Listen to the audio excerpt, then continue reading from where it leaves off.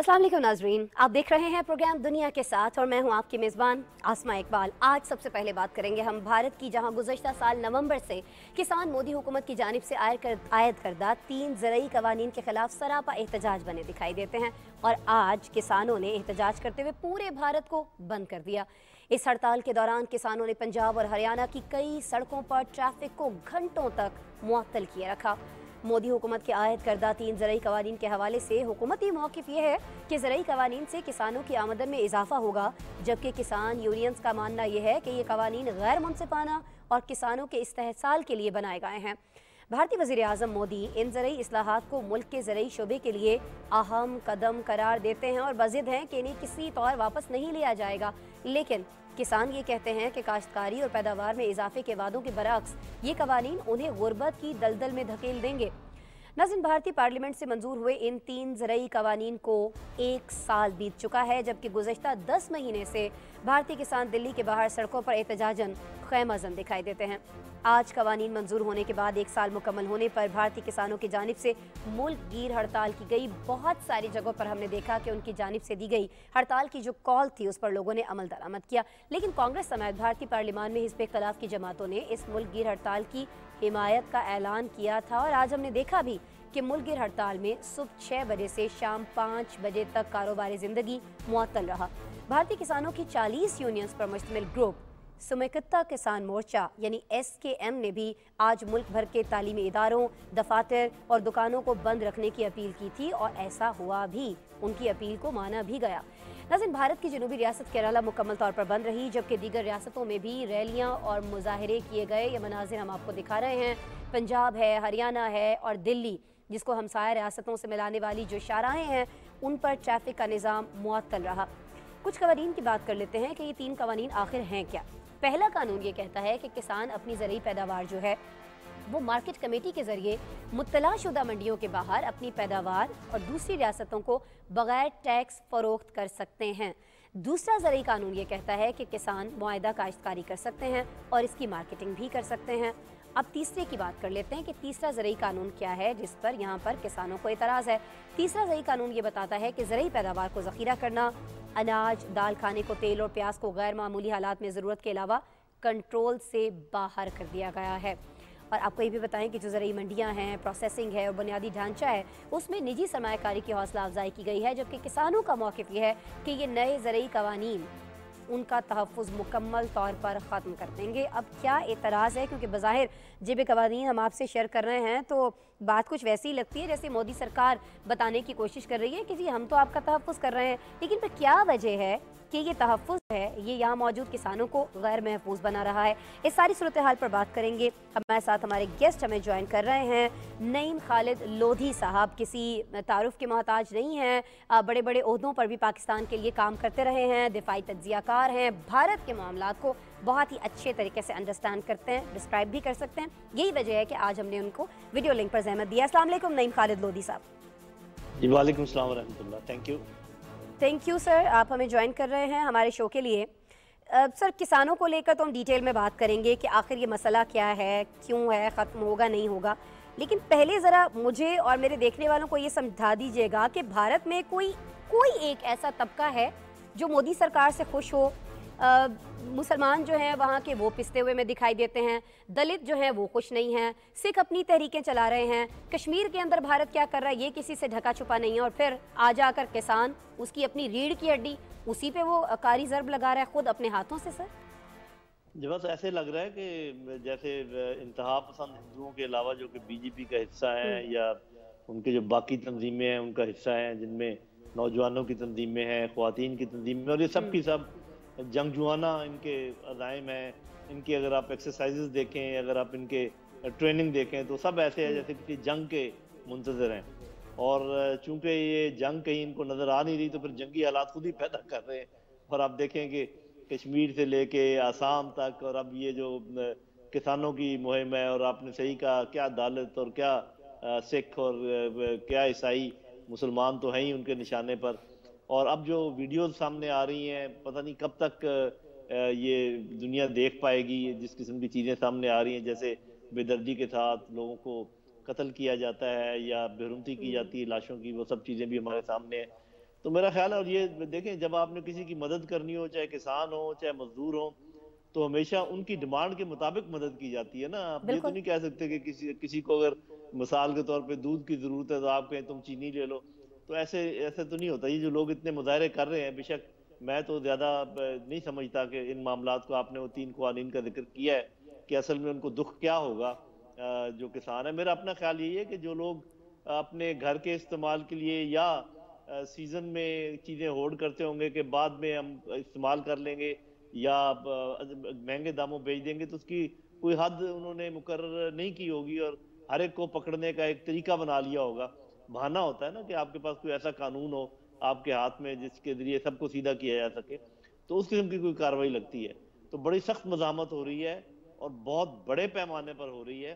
اور یہ آپ کو پتہ ہے کہ پہلے بھی جب آئے تھے تو کتنی دیر تک یہ معاملات رہے, اور اس دفعہ اور بھی تیاری سے آئے ہوں گے. تو مجھے لگتا ہے کہ یہ کافی ان کے لیے خطرناک ثابت ہوں گے. تو یہ بس اللہ تعالیٰ کی قانون ہے. آپ سمجھیں کہ جب بھی یہ کوئی پلان بناتے ہیں, کوئی کوشش کرتے ہیں کشمیر کی طرف یا پاکستان کی طرف یا کوئی اور اپنے اقلیتوں کی طرف, تو کوئی نہ کوئی ان کو اپنی جان کے لالے پڑ جاتے ہیں. یہ بھی مجھے کوئی اسی قسم کا قدرت کا کرشمہ نظر آتا ہے. جی اچھا, یہ فرما دیجئے گا نعیم خالد صاحب کہ زرعی پیداوار پر خود جس طرح سے میں نے ابھی اپنے سوال میں بھی آپ سے عرض کی تھی کہ اپنی ریڑھ کی ہڈی پر مترادف ہے کسانوں پر اٹیک کرنا بھارت کے لیے, آپ نہیں سمجھتے کہ زرعی پیداوار جو ہے وہ بہت زیادہ متاثر ہوگی, بھارت کو بہت بڑا نقصان ہو سکتا ہے؟ بہت بار ہم نے دیکھا اس 10 مہینے کے احتجاج کے دوران کہ کسانوں نے خود اپنی فصلیں جو ہیں سڑکوں پر رکھ کر ان کو آگ لگائی ہے. پھر جب کسان کو آپ نے یہاں انگیج کیا ہوا ہے, وہ اپنے کھیت کھلیان میں نہیں ہے, توجہ نہیں دے رہا ہے, اپنا کام اس طرح سے نہیں کر رہا ہے, تو آخر کار تو اس کا جو نقصان ہے وہ بھارت ہی کو ہوگا نا سر. ہاں جی, صاف ظاہر ہے اتنے آبادی والا ملک جو کہ بمشکل تمام اپنی خوراک کی ضروریات پوری کرتا ہو, اگر اس میں اس قسم کے ہنگامے پیدا ہو جائیں تو پھر اس کا جو جیسے آپ بتا رہی نتائج وہی ہوں گے جن کا آپ ذکر کر رہی ہیں. قحط سالی ہو سکتی ہے, کسی خاص علاقے میں کمی ہو سکتی ہے, بلوا اور چیزوں میں ہو سکتا ہے. تو میرا خیال ہے کہ لوگ ویسے بھی تنگ ہیں ان کے, اور اب جب کہ یہ بھوک و افلاس اگر پھیل گئی, اس کے بعد بیماری اور حملہ کرتی ہے, صاف ظاہر کمزوری جب انسانوں میں ہوتی ہے تو یہ بہت ساری چیزیں جمع ہو سکتی ہیں. آپ نے نوٹ کیا ہوگا کہ کووڈ کا وہاں پر ابھی یہاں پر دنیا ذکر نہیں کر رہی, ہندوستان میں کووڈ کی جو معاملات ہیں وہ بھی بہت گمبھیر ہیں, اور اسی طریقے سے روزانہ کے حساب سے بہت ڈینگی لوگ بھی ابھی مارے بہت جا رہے سارا ہیں. بڑھ گیا ہے نا نعیم صاحب, جی ڈینگی کے ڈینگی بھی کیسز ہو بہت آ گئے. رہے ہیں. جی درست ہے, گو کہ ہمارا اپنا ملک بھی اس کی لپیٹ میں آ رہا ہے, لیکن ہمارے چلیں کوئی نہ کوئی انتظامات اللہ کرے کہ ہو رہے ہیں, اور ایسا کیجولٹیز بھی کم ہو رہی ہیں. ڈینگی کووڈ سے تو کم ہو رہی ہیں, ڈینگی کو بھی انشاءاللہ ہم قابو کر لیں گے. تو انشاءاللہ. بات یہ ہے کہ آج کا زمانہ ہے مل جل کر بیماریوں کا مقابلہ کرنے کا, مل جل کر خوراک پیدا کرنے کا, لوگوں کی خوشحالی کی طرف بالکل نعیم دیکھنے کا, خالد صاحب آپس میں ایسا ہی ہے, تجارت مل جل کرنے کر کا. سب کرنا چاہیے. ابھی آپ نے کہا کہ پاکستان میں بھی ڈینگی آیا ہے, تو بالکل اقدامات تو ہوتے ہوئے میں دکھائی دے رہے ہیں نا کہ چلیں جس طرح سے ہم نے کووڈ پر قابو پایا, جس حد تک بھی پایا, اس کی عالمی سطح پر بھی WHO کی جانب سے بھی اس کو سراہا گیا, دوسروں کے لیے کہا گیا کہ یہ اگزامپل ہونا چاہیے. اسی طرح سے ہم ڈینگی کو لے کر بھی اقدامات کر رہے ہیں. آپ نے کہا کہ تعاون ہونا چاہیے. جب اس تعاون کی بات کرتے ہیں تو یہ بھارت تو اس تعاون کو مانتا ہوا کہیں دکھائی نہیں دیتا. ابھی ریسنٹلی جب یہ کووڈ کا بالکل آغاز ہی ہوا تھا, تبھی پاکستان نے کہہ دیا تھا کہ جی آپ تو سنبھال نہیں پا رہے ہیں سچویشن کو, ہم پاکستان خود ہم مسائل میں, لیکن ہم آپ کی مدد کرتے ہیں. پھر جب مدد سے انکار کر رہا ہے, مظالم روکنے سے انکار کر رہا ہے, اور اس کے اوپر سونے پہ سہاگا یہ کس طرح کے قوانین لے کر آ رہا ہے, تو آپ کیا سمجھتے ہیں نعیم صاحب, کیا سینیریو آگے ہم دیکھ رہے ہیں بھارت کے اندر بنتا ہوا, کیا صورتحال ہو سکتی ہے اگر اسی طرح ڈٹائی کا مظاہرہ جاری رہا مودی کی طرف سے؟ جی ایک تو یہ ڈٹائی کا مظاہرہ, پھر آپ یہ دیکھیں کہ کون سا ان کا پڑوسی ملک ہے جس کے ساتھ ان کے تعلقات اچھے ہوں.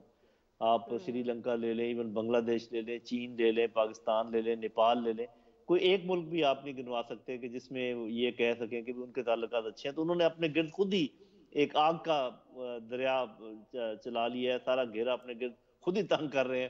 ایسے لگتا ہے کہ جیسے بھارت کسی اجتماعی خودکشی کی طرف جا رہا ہے.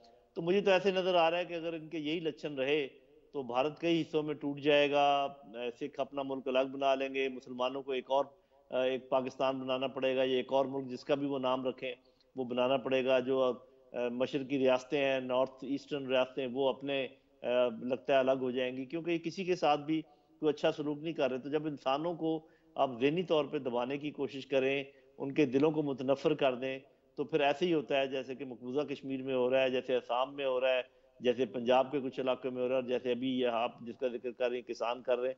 तो मेरा तो ख्याल है कि ये ऐसे रास्ते पर चल पड़े हैं कि जिससे अभी वापसी नजर नहीं आती, जब तक कि कोई बहुत बड़ा लीडर ना आ जाए और बीजेपी से ये छुटकारा हासिल ना कर ले। जी। अच्छा, नईम खालिद साहब, आप तो बड़े बड़े ओहदों पर भी काम कर चुके हैं। भारत सरकार के रवैये हों, मुख्तलिफ जो अदवार आते रहे हैं, मुख्तलिफ हुकूमतें जो आती रही हैं, इस तरह के एहतजाज भी कोई नई बात, कोई नई चीज़ नहीं है। लेकिन नईम साहब, हमें ज़रा ये समझा दीजिएगा कि क्या भारत में कभी ऐसा हुआ है कि अभी जिस तरह से ये 3 कवानीन लागू कर दिए गए हैं, नाफिज कर दिए गए हैं, कभी भारत की हिस्ट्री में इसी तरह का एहतजाज हुआ हो, वो कवानीन वापस लिए गए हों? मैं सिर्फ इसलिए पूछना चाह रही हूँ कि आया हम आने वाले दिनों में ये कवानीन वापस लिए जाते देखेंगे? नहीं देखेंगे, क्योंकि किसानों ने तो कह दिया है कि हम तो मरते दम तक यहाँ बैठे हैं जब तक ये वापस नहीं होते, और बहुत सौ की जाने गई भी है। नईम साहब, देखिए, हठधर्मी अगर आप इस हुकूमत की देखें तो वो तो जो मकबूजा कश्मीर में इन्होंने चेंजेस लेकर आए 370 और 35 ए की, जबकि 100% कश्मीरी उनके खिलाफ हो गए, तब भी वो टस से मस नहीं हुए। तो मेरा नहीं ख्याल इधर से भी वो होंगे, इसलिए कि मेरा ख्याल कुदरत ने अभी लिख दिया है कि इनका जो मुस्तकबिल है वो टूट फूट से के मुतालिक है। क्योंकि इससे पहले कभी ऐसा भी नहीं हुआ कि तमाम भारत के जो नेबर्स हैं वो इससे नाखुश हों, और इतने और तमाम जो अकलीतें हैं सब की सब नाखुश हों। कभी ऐसा नहीं पहले देखने में आया। कम से कम क्रिश्चियन की तरफ से एक बहुत कम प्रॉब्लम था, सिखों की तरफ से कभी कभार होता था, मुसलमानों के साथ तो खैर था ही, और फिर दलित खुद जो कि हिंदू ही हैं उनके उनके खिलाफ जिस तरीके से ये मामला हो रहे हैं। तो मेरा ख्याल है कि ये ऐसे इतना आगे निकल चुके हैं कि शायद इनके लिए वापसी बहुत ही मुश्किल है। या फिर जैसे मैंने कहा कि अगर कुदरत इनकी मदद करना चाहे, जो कि लगता नहीं कि करेगी, क्योंकि जालिम की मदद तो कुदरत भी नहीं करती। तो जो इन्होंने अपने लिए रास्ता तलाश किया है, इनके आगे दीवारें बना दी गई हैं, इनको उसके पार नजर नहीं आ रहा है। लेकिन मुझे यही लग रहा है कि भारत जो है अभी टूट फूट का शिकार होने वाला है और इसी तरफ गामजन है। ठीक है जी, आपको लगता है कि ढिटाई जो है भारत की अभी बरकरार रहेगी और आपको कोई इसका बहुत जल्द मुस्तकबिल करीब में इस मामले का कोई हल निकलता हुआ आप नहीं देख रहे हैं? बहरहाल नईम खालिद लोधी साहब, बहुत शुक्रिया सर आपके वक्त के लिए, आपके तज्जिए के लिए। और नाज़रीन, नईम खालिद लोधी साहब भी यही कह रहे हैं कि भारत की अगर तारीख देखी जाए या अभी की अगर हम बात कर लें, जो कुछ मकबूजा कश्मीर के अंदर गुज़श्ता 7 दहाइयों से हमें होता हुआ दिखाई दे रहा है, तो लगता ऐसे ही है कि मोदी सरकार अपनी ढिटाई पर ही कायम रहेगी। लेकिन कह ये भी दिया गया है इन किसानों की तरफ से कि अभी तो 1 साल हुआ है, अभी तो हमें बैठे हुए सिर्फ 10 महीने हुए हैं, हम तो 10 साल बैठे रहेंगे अगर ये कवानीन वापस नहीं लिए जाते। इसका नुकसान किसका होगा? नुकसान भारत ही को होगा। ये मोदी सरकार को सोचना चाहिए, जो वो सोचने के लिए तैयार दिखाई नहीं देती है। बहरहाल जी, एक और जगह पर जब सोच की बात हो रही है तो आपको बताएं कि सोच कुछ बदल गई है, और ये सोच बदली है जी जर्मनी में, जहां होने वाले आम इंतखाबात के इब्तदाई नताइज के मुताबिक बाएं बाजू की जो मुतदिल जमात है सोशल डेमोक्रेटिक पार्टी, उसने एंजेला मर्कल की क्रिश्चियन डेमोक्रेटिक यूनियन को कांटेदार मुकाबले के बाद शिकस्त दे दी है। सोशल डेमोक्रेटिक पार्टी ने 25.7% वोट हासिल किए हैं, जबकि उसके मुकाबले में क्रिश्चियन डेमोक्रेटिक पार्टी ने 24.1% वोट हासिल किए हैं। बड़ा कांटेदार मुकाबला था, बड़ा सख्त मुकाबला था, बड़ा कम मार्जिन से पार्टी जीती है। लेकिन जी, एक और पार्टी जो बहुत उभर कर सामने आई है, जीती तो नहीं है लेकिन खासे ज़्यादा उसने वोट हासिल किए हैं, वो है ग्रीन सियासी जमात, जिसने तीसरे नंबर पर वोट हासिल करते हुए 14.8% वोट हासिल करके तारीखी कामयाबी हासिल की है। लेकिन हुआ क्या है, जिस तरह से रिजल्ट्स मैंने आपसे शेयर किए हैं, किसी भी जमात को यहाँ वाज़ेह अक्सरियत नहीं मिली है, और इसी सबब हुकूमत की तश्कील के लिए मुख्तलिफ जमातों का इत्तेहाद कायम करने की ज़रूरत होगी। इससे कबल डेमोक्रेटिक पार्टी के रहनुमा ये कहते हुए पाए गए थे, कहते हुए सुने गए थे कि उनकी जमात के पास हुकूमत बनाने का वाज़ेह मैंडेट मौजूद है। लेकिन आपको बताएं कि दोनों जमातों के दरमियान सख्त मुकाबले की पेशगोई तो की गई थी, लेकिन ये इलेक्शन शुरू से ही गैर मुतवक्के रहा है। बहुत सारी ऐसी बातें जो कही गई वो नहीं हुई, और कुछ ऐसा हुआ भी है जो एक्सपेक्ट किया जा रहा था। बहरहाल सुबकदोश होने वाली जो चांसलर है एंजेला मर्कल, वो इस वक्त तक कहा यह जा रहा है, जब उन्होंने खुद ये ऐलान किया था कि जी मैं अब की दफ़ा बिल्कुल किसी भी इलेक्शन में हिस्सा नहीं लेना चाहती हूँ, मैंने जो अपना काम है वो बड़ी ईमानदारी से किया, जर्मनी के लोगों की खिदमत की, लेकिन कहीं ना कहीं ऐसा दिखता है कि जर्मनी के जो लोग हैं उनकी पार्टी से शायद खुश नहीं थे, लेकिन बहुत बड़ी तादाद नाखुश भी नहीं थी, क्योंकि कांटे का मुकाबला रहा है। अब इस मुकाबले के ऊपर और इस मुकाबले के रिजल्ट के बाद क्या सूरत हाल जर्मनी के अंदर बन सकती है, इस पर हम बात करेंगे। सीनियर सहाफ़ी हमारे साथ मौजूद हैं जर्मनी से, वीडियो लिंक पर हमें ज्वाइन कर रहे हैं खालिद हमीद फारूकी साहब, उन्हें वेलकम करते हैं। अस्सलाम वालेकुम खालिद साहब। वालेकुम सलाम। मैं ब्रसल्स में यूरोपीय दारुल हुकूमत में मौजूद हूँ, जर्मनी में नहीं। बहुत शुक्रिया खालिद हमीद साहब, तस्हीह के लिए आप ब्रसल्स में मौजूद हैं, बहुत शुक्रिया सर आपके वक्त के लिए। सर, अभी जैसे हम बात कर रहे हैं सोशल डेमोक्रेटिक पार्टी और क्रिश्चियन डेमोक्रेटिक पार्टी के दरमियान होने वाले इस कांटेदार मुकाबले के हवाले से, सर सबसे पहले मुझे ये बता दीजिएगा, कहा यह जा रहा था एंजेला की जानिब से भी, क्रिश्चियन डेमोक्रेटिक पार्टी के तमाम ही रहनुमाओं की जानिब से कि जी जीतेंगे हम ही, क्योंकि हमने बहुत खिदमत की है यहाँ के लोगों की। तो आपको क्या लगता है रिजल्ट्स के बाद लोग मुतमईन नहीं थे, कहीं ना कहीं कोई कमी रह गई इनकी जानिब से, क्रिश्चियन पार्टी की जानिब से, कि इस तरह से सोशल डेमोक्रेट्स जो हैं वो हमें ऊपर आते हुए दिखाई दिए सर यहाँ पर? बेसिकली 16 साल हो गए थे, 4 इलेक्शन कंसेक्यूटिवली जीते थे क्रिश्चियन डेमोक्रेटिक यूनियन और उनकी जूनियर पार्टनर CSU ने, एंजेला मर्कल ने ये 4 इलेक्शन, और ख़ुद एंजेला मर्कल ने डेमोक्रेटिक पार्टी की चांसलरशिप से और उम्मीदवार होने से इस दफ़ा खुद उन्होंने दस्तबरदारी का ऐलान कर दिया था। एक तो ये कि लीडरशिप की, कमांडर इन चीफ की जिस तरीके से तब्दीली ने पार्टी को फिर वो असरअंदाज हुई, लेकिन खुद क्रिश्चियन डेमोक्रेटिक यूनियन के अंदर तनाज़ात मौजूद थे और 2 मेजर लीडर उनकी पार्टी के चांसलर के उम्मीदवार थे। तो इस वजह से अंदरूनी तौर पर कैंपेन को उनकी नुकसान पहुंचा, और जो जिस तरीके से वो उनकी पार्टी की पोजीशन नीचे आई है, 80 से ज़्यादा, तकरीबन 70 से ज़्यादा सीटें उन्होंने लूज़ की है, 8% डिक्रीज़ किया है पोल्स में, और उसी के साथ जो है वो एक नई सोच भी जर्मनी में उभर रही है। जैसे ग्रीन पार्टी को ख़ास तौर पर जो बेसिकली बहुत नौजवान सपोर्ट करते हैं, उसके वोट जो है वो 4% इंक्रीज किए, 115 सीटें उन्होंने हासिल की हैं। उनकी नई जो, मैं यही बात आपसे करना चाह रही थी, अगला सवाल मेरा ग्रीन पार्टी ही से मुतालिक था कि क्या ऐसी वजह है, क्या इन्होंने कोई ऐसे वादे किए हैं या क्या इन्होंने ऐसी कुछ चीज़ें नौजवानों को दिखाई हैं कि अगर हम इक़्तिदार में आए तो हम करते हैं, जिसकी वजह से नौजवान तबका इतना ज़्यादा इम्प्रेस हुआ है कि एकदम से इनको इतनी सारी कामयाबी तो मिली है ना, बहरहाल बाकियों से बहुत कम, लेकिन जी सर। ग्रीन पार्टी, एक तो ये है कि यूरोप में इन्वायरमेंट का जो एजेंडा है वो बहुत तेज़ी से यहाँ इन्फ्लुएंस कर रहा है लोगों को, और ख़ास तौर पर जिस तरीके से ये कॉलेज, यूनिवर्सिटीज़ और स्कूलों में ग्रीन एजेंडे को पढ़ाया जा रहा है, लोग जो है ज़्यादा इससे इन्फ्लुएंस हो रहे हैं, और माहौलियात की जो पॉलिटिक्स है उसका स्पेस बहुत ज़्यादा बढ़ता जा रहा है।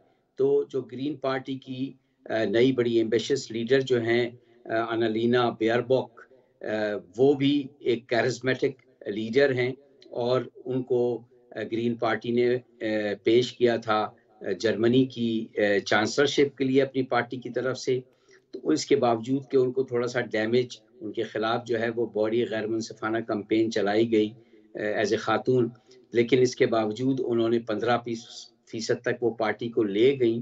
तो नौजवान जो हैं वो ग्रीन एजेंडे को बहुत ज़्यादा सपोर्ट कर रहे हैं, और क्योंकि यूरोप की सतह पे, यूरोपीय यूनियन की सतह पे जो इन्वायरमेंट का एजेंडा है वो बहुत ज़्यादा अब अपना स्पेस बना चुका है। अमूमी तौर पर लोग जो हैं वो बायो कल्चर की तरफ चले गए हैं, एग्रीकल्चर के अंदर भी, तो कंट्री साइड में भी वो बहुत इन्फ्लुएंस कर रहा है। इसी की तरह जो पूरी लेफ्ट की जो पॉलिटिक्स हो रही है यूरोप में, उसमें भी और एंटी बिजनेस पॉलिटिक्स भी जो हो रही है, और एंटी कमर्शलाइजेशन पॉलिटिक्स भी जो हो रही है, तो वो एक तरह से ग्रीन एजेंडे में कन्वर्ज होती जा रही है ये पॉलिटिक्स, जिसकी वजह से ग्रीन को जर्मनी में बहुत बूस्ट मिला है।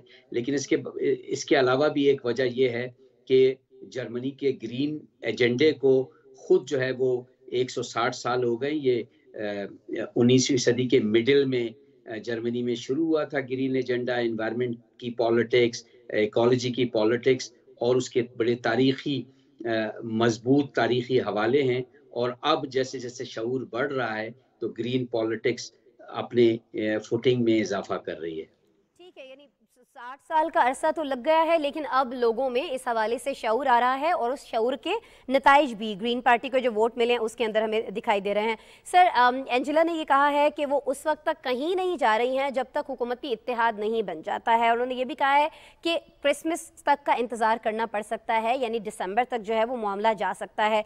आप क्या समझते हैं कितनी जल्द ये सारा मामला हल हो जाएगा, और फिर कौन कौन सी पार्टीज़ हैं जिनका आपस में हम इत्तेहाद होता देख सकते हैं इस मखलूत हुकूमत के लिए?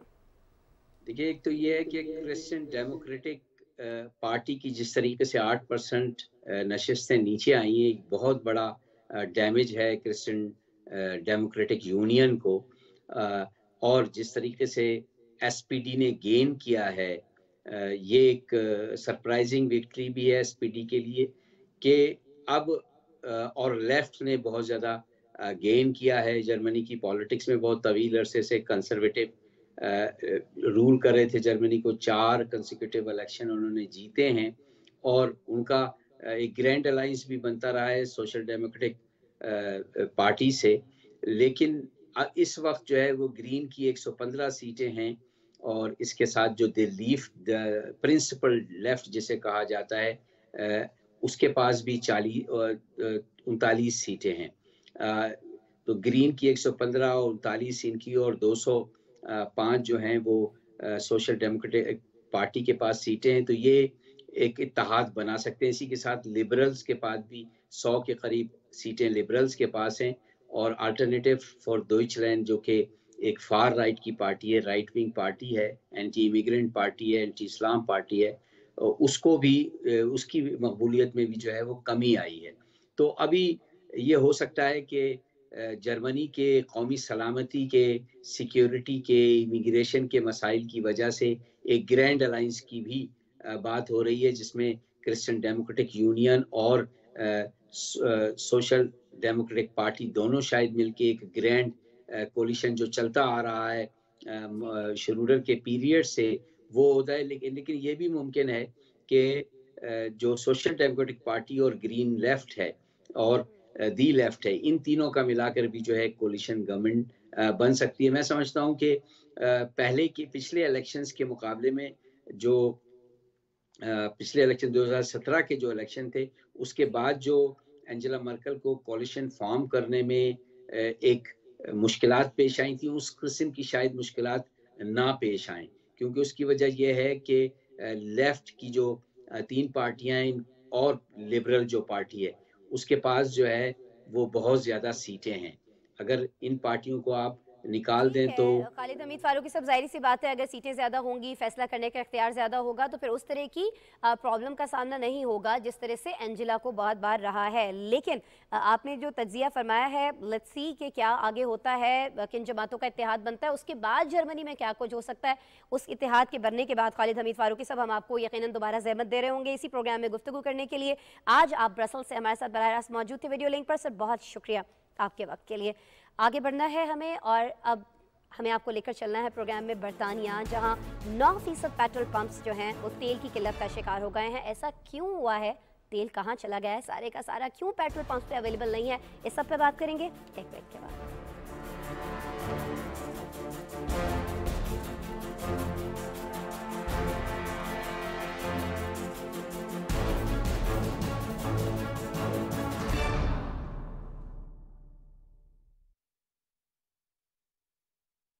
कौन कहता है प्रिंट मीडिया खत्म हो गया?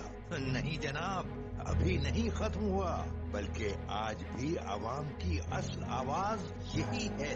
लाहौर, इस्लामाबाद, मुल्तान, कराची, पेशावर, मुजफ्फराबाद, सक्खर और हैदराबाद के बाद अब रोजनामा खबरें जुनूबी पंजाब के दिल और दूसरे बड़े शहर भावलपुर से 1 अक्टूबर को इशाअत का बाकायदा आगाज कर रहा है।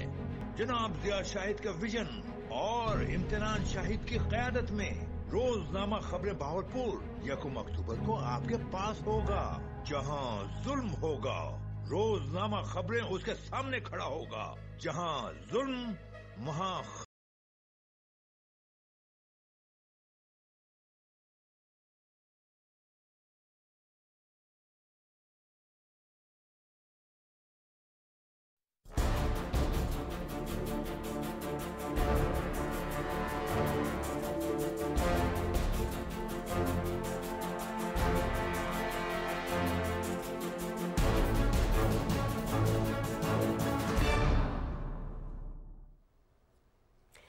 वेलकम बैक जी। आपको लेकर चलते हैं बरतानिया, जहां इत्तलात ये हैं कि 900 के करीब पेट्रोल पंप्स ऐसे हैं जो तेल की किल्लत का शिकार हैं।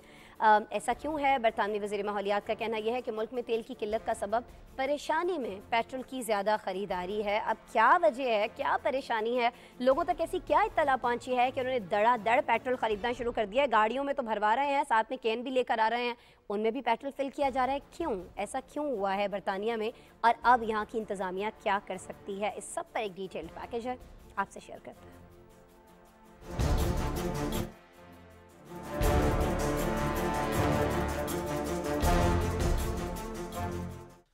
बरतानिया में पैदा होने वाले तेल के बहरान से यहाँ 90% फ्यूल स्टेशंस पेट्रोल की फराहमी करने से कासिर हो चुके हैं, जिसकी वजह से लोगों को बहुत से मसाइल का सामना है। बरतानिया के वजीर माहौलियात जॉर्ज यूस्टिस का कहना है कि मुल्क में तेल की कोई कमी नहीं है। मौजूदा बहरान की बड़ी वजह लोगों का परेशानी में पेट्रोल की ज्यादा खरीदारी करना है। उन्होंने लोगों से कहा है कि मामूल के मुताबिक फ्यूल की खरीदारी करें। बरतानवी वजीर माहौलियात का कहना था कि ड्राइवर्स की कमी के सबब सप्लाई चेन में रुकावट आने की वजह से बहरान में शिद्दत आई है, और फिल वक्त हुकूमत ने पेट्रोल की फराहमी यकीनी बनाने के लिए बरतानिया की फौज की खिदमत लेने का फैसला नहीं किया। ताहम ये तजवीज ज़ेरे गौर आई थी कि फौज के ड्राइवर्स फ्यूल टैंकर्स को दूर अफ्तादा इलाकों तक फ्यूल की फराहमी के लिए अपनी खिदमत सर अंजाम दें। वजीर माहौलियात का कहना था कि लोग अपनी जरूरत से ज्यादा पेट्रोल की खरीदारी से गुरेज करें और अपनी खरीदारी मामूल के मुताबिक करें। बरतानिया दुनिया की 5वीं बड़ी मईशत है और आजकल पेट्रोल के बहरान से यहाँ के लोगों को मसाइल का सामना है। एक पेट्रोल के खरीदार का कहना है कि मैं सुबह 5 बजे से यहाँ पेट्रोल खरीदने के लिए आया हूँ। एक सहाफी के जवाब में उसका कहना था कि मैंने 4 फ्यूल स्टेशन का चक्कर लगाया है, लेकिन सब के सब बंद थे। ट्रक ड्राइवर्स की कमी और सप्लाई चेन टूटने की वजह से तेल की फराहमी में कमी आई, लेकिन लोगों का परेशानी में ज्यादा फ्यूल खरीदने से इस मसले को बहरान बना दिया है।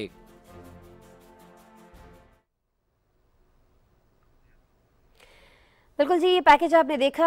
90% पेट्रोल पंप्स ऐसे बताए जा रहे हैं जो यकीनन एक बहुत बड़ी तादाद बनती है, यानी जहाँ भी जाएं वहाँ पेट्रोल दस्तयाब नहीं है, लोग दर ख़रीदारी कर रहे हैं। खौफ क्या है ये तो आपने इस पैकेज में जान लिया, लेकिन जी एक और खौफ जो है वो लाहिक हुआ है, और ये लाहिक हुआ है मोबाइल फ़ोन बनाने वाली कंपनीज़ की जानिब से।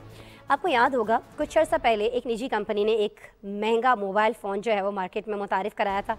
बताया गया था जब आप डब्बा खोलेंगे उस डब्बे के अंदर, उस बॉक्स के अंदर आपको कोई चार्जर नहीं मिलने वाला है, कोई हैंड्स फ्री कोई ऐसी चीज़ जो है वो नहीं मिलने वाली है। क्यों नहीं मिलने वाली है? जब कंपनी से सवाल किया गया कि भाई चार्जर तो रख दो कम से कम, इसमें लाखों का तो आपको मोबाइल फ़ोन है, लेकिन जवाब क्या दिया गया कि जी हम चाहते हैं कि माहौल को ख़राब होने से, बर्बाद होने से, पोल्यूटेड होने से बचाया जा सके, और कम से कम जो प्लास्टिक है वो इस्तेमाल किया जाए। अब बंदा उनसे पूछे कि जी अगर हम मोबाइल ले लेंगे, इसका चार्जर अगर हम बाहर से ख़रीदने जाएंगे, वो भी तो किसी डब्बे में पैक होके आएगा, वो भी तो किसी रैपर में लिपटा हुआ होगा। तो खैर ये सारा पैसे बनाने का और एक तरह से पैसे बनाने का ज़रिया है। लेकिन हुआ क्या है कि यूरोपीय कमीशन की तरफ से नए तजवीज़ करदा कानून के तहत मोबाइल फ़ोन्स बनाने वाली कंपनियों को पाबंद कर दिया गया है कि वो तमाम स्मार्टफोन्स के लिए एक ही चार्जर बनाएंगे, ताकि कूड़ा करकट और कचरे की मिकदार में कमी की जा सके। अब ये कह तो दिया गया है, लेकिन जो मोबाइल बनाने वाली कंपनीज़ हैं वो इस पर बहुत सारे एतराज़ात उठा रही हैं। क्या एतराज़ात हैं, क्यों एतराज़ात हैं? सारिफीन के लिए तो आसानी हो जाएगी, एक घर में अगर 2 चार्जर हैं और फ़र्ज़ करें कि 4-5 मोबाइल हैं तो सब में वही यूज़ हो सकता है, तो पोल्यूशन तो कम होगी। लेकिन अब एतराज़ात क्या हैं, रिपोर्ट में देख लेते हैं। यूरोपीय कमीशन ने अपने तजवीज़ करदा एक नए कानून के मुताबिक तमाम फोन्स और इलेक्ट्रॉनिक आलात बनाने वाली कंपनियों को इस बात का पाबंद बनाया है कि वो एक ही तर्ज का चार्जर बनाकर आवाम को बेहतर सहूलियात दें। इसका मकसद माहौल को बेहतर बनाना है और सार्फिन को इस बात की तरगीब देना है कि वो नई डिवाइस खरीदें तो पुराने चार्जर को ही इस्तेमाल करें। तजवीज़ के मुताबिक यूरोपीय यूनियन में बिकने वाले तमाम स्मार्टफोन्स में USB Type-C चार्जर होंगे। मगर मोबाइल फोन बनाने वाली निजी कंपनी ने खबरदार किया है कि इस किस्म का इकदाम जिद्दत को नुकसान पहुंचाएगा। दूसरी जानिब यूरोपीय यूनियन के साइंसदान एक दहाई से मुश्तरका मेयार के लिए मुहिम चला रहे हैं। कमीशन की तहकीक के मुताबिक हर साल जाया होने वाली और इस्तेमाल न की गई चार्जिंग केबल्स की वजह से सालाना 11,000 टन कचरा पैदा होता है। यूरोपीय यूनियन में गुज़श्ता बरस 420 मिलियन मोबाइल फोन्स और आसानी से मुंतकिल होने वाली इलेक्ट्रॉनिक डिवाइसेस और इनसे मुतल्लिका दूसरे आलात फरोख्त हुए। एक अंदाजे के मुताबिक एक सारिफ के पास 3 मोबाइल फोन चार्जर होते हैं, जिनमें से वो इस्तेमाल सिर्फ एक कर रहा होता है।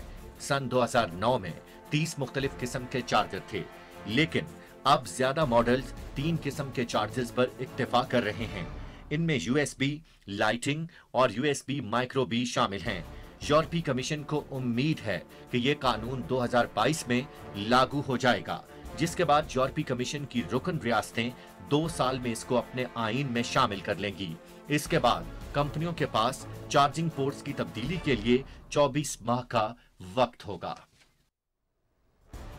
और अब खबर है कि वैक्सीन लगाएं, जिंदगी आसान बनाएं। जी हां, ऑस्ट्रेलिया की रियासत न्यू साउथ वेल्स में वबा की वजह से लगे लॉकडाउन में आसानी का लाहे अमल दे दिया गया है। रियासत में लॉकडाउन में आसानियों का ताल्लुक वैक्सीनेशन से मशरूत है। किस तरह, रिपोर्ट में देखते हैं।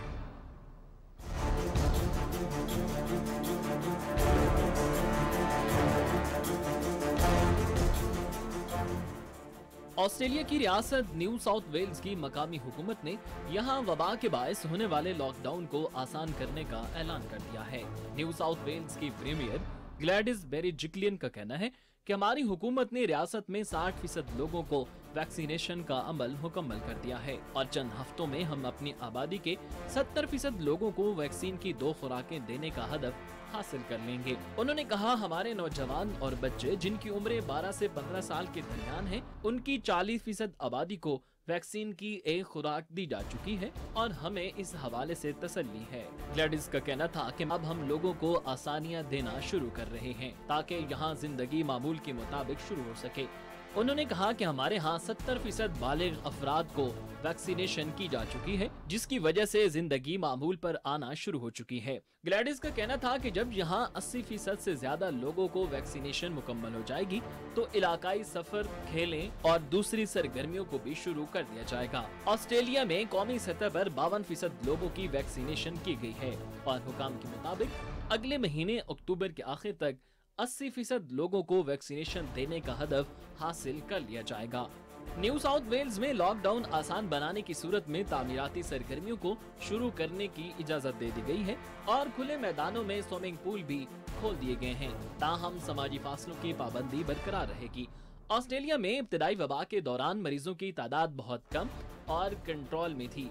ताहम इस साल जून में वबा के डेल्टा वायरस ने यहाँ लोगों को बड़ी तादाद में मुतासिर किया है, जिसके बाद यहाँ लॉकडाउन का इतलाक किया गया था क्योंकि यहाँ वबा की डेल्टा शक्ल ने 10 लाख से ज्यादा लोगों को अपनी लपेट में ले लिया और इंतजामिया को शहरों में खैमा अस्पताल कायम करना पड़े थे। ऑस्ट्रेलिया में वबा के सबब अब तक 1232 अफराद मौत की भीड़ चढ़े हैं। और अब बात करेंगे एक ऐसे मुआहदे की जिस पर सजा हो सकती है। जी हाँ, वेनेजुएला और ईरान ने आपस में तेल की मसनूआत की तिजारत के एक अहम मुआहदे पर रजामंदी जाहिर की है। अमरीकी पाबंदियों के बावजूद जनूबी अमरीका का तेल की दौलत से मालामाल मुल्क अपनी तेल की पैदावार को बढ़ाने की कोशिशें करता दिखाई देता है। आलमी खबर रसां इदारे के मुताबिक पेट्रोलॉस डी वेनेजुएला और नेशनल ईरानी ऑयल कंपनी पोवसा के माबैन मुआहदे ने दोनों के ताल्लुकात और ताउन को मजीद गहरा कर दिया है। ये मुआहदा इब्तदाई तौर पर 6 माह के लिए कारआमद रहेगा। ताहम इस हवाले से वेनेजुएला और ईरान की तेल की वजारतों ने कोई वजाहत नहीं दी है।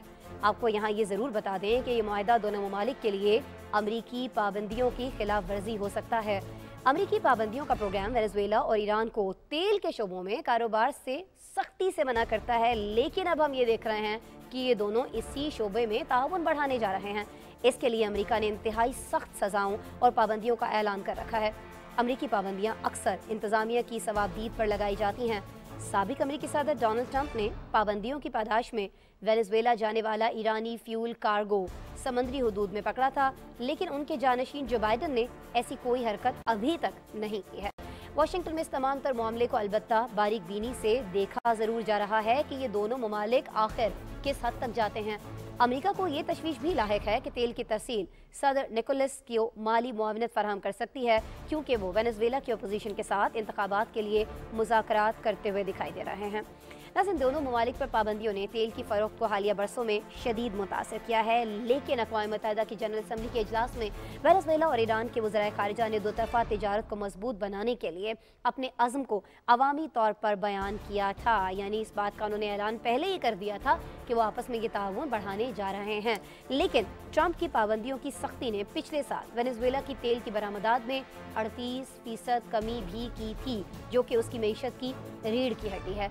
अमरीकी हुकूमत के ओहदेदारों ने अभी एक बार ये फिर वाज़ेह कर दिया है कि वो वेनेजुएला पर पाबंदियों में नरमी का कोई इरादा नहीं रखते हैं, जब तक आज़ादाना और शफाफ इंतखाबात के हवाले से कोई फैसला कुन इक़दामात इसमें नहीं किए जाते हैं। देखना यह है कि कब ये फैसला कुन और मुनसिफाना इंतखाबात के हवाले से यहाँ पर कोई इक़दामात होते हैं, उस तरह के इक़दामात जिस तरह के अमरीका चाहता है होते भी हैं या नहीं होते हैं। और अब ये जो एक नया मुआहदा होने जा रहा है वेनेजुएला और ईरान के दरमियान, इसको लेकर अमेरिका किस तरह से रिएक्ट करता है, जो भी रिएक्शन होगा ये कहना हम आपको आगाह करेंगे।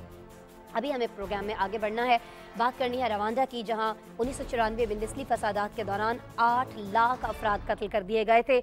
बताया ये जा रहा है कि ये जो 8 लाख अफराद हैं ये सिर्फ 100 दिन में कत्ल किए गए थे। रोज़ाना 8000 अफराद को मौत के मुंह में धकेला गया था। इन फसादात में होने वाले जो कत्ले आम के मास्टर माइंड हैं, रवांडा अफवाज के साबिक कर्नल, माली में वो कैद थे और इसी दौरान वो हलाक हो गए हैं। क्या मजालिम थे जो उन्होंने ढाए थे, क्या दास्तानें हैं इस दौर की, रिपोर्ट में देखिए। रवांडा में 1994 के दौरान होने वाले नस्ली फसादात में होतो और तत्सी कबाइल के माबैन होने वाले तसादुम में 8 लाख अफराद मौत की भीड़ चढ़ गए थे। इस कत्लेआम के मास्टरमाइंड समझे जाने वाले रवांडा फौज के साबिक कर्नल बागोसोरा माली में कैद के दौरान हलाक हो गए। वो आलमी फौजदारी ट्रिब्यूनल की तरफ से इंसानी कत्लेआम के मुर्तकिब ठहराए जाने के बाद उम्र कैद की सजा भुगत रहे थे। साबिक कर्नल की उम्र 80 साल से जायद थी और वो कुछ अरसे से आर्ज़े कल्ब में मुब्तला थे। वो काफी मर्तबा अस्पताल दाखिल करवाए गए और उनकी 3 मर्तबा सर्जरी भी हो चुकी थी। माली के जेल हुकाम के मुताबिक वो 2 रोज पहले एक क्लिनिक में दौरान इलाज इंतकाल कर गए। बागोसोरा ने रवांडा के सदर जोविनाल के कत्ल के बाद 1994 में मुल्क के सियासी और अस्करी उमूर पर कंट्रोल हासिल कर लिया था। इन पर इल्जाम था कि उन्होंने रवांडा में होने वाले नस्ली फसादात की सरबराही की और होतो कबाइल के हाथों तत्सी कबाइल के कत्लेआम की पुष्टपनाही की। इन फसादात के दौरान सिर्फ 100 दिनों में होतो ने 8 लाख लोगों को कत्ल किया। तंजानिया में कायम ट्रिब्यूनल ने साबिक कर्नल को इस कत्लेआम का जिम्मेदार करार दिया, जिसके बाद उन्हें उम्र कैद की सजा सुनाई गई और इन दिनों वो माली की जेल में अपनी सजा भुगत रहे थे। यहाँ 2 रोज पहले उनकी मौत वाक़ई हुई है। 1994 में रवांडा नस्ली फसादात के दौरान अक़वाम मुत्तहिदा के सरबराह कैनेडियन जनरल रोमियो ने साबिक कर्नल बागोसोरा को यहाँ होने वाले कत्लेआम का सरबराह कहा और उन्होंने कहा कि ये शख्स मुझे भी कत्ल करने की धमकियां दे रहा है।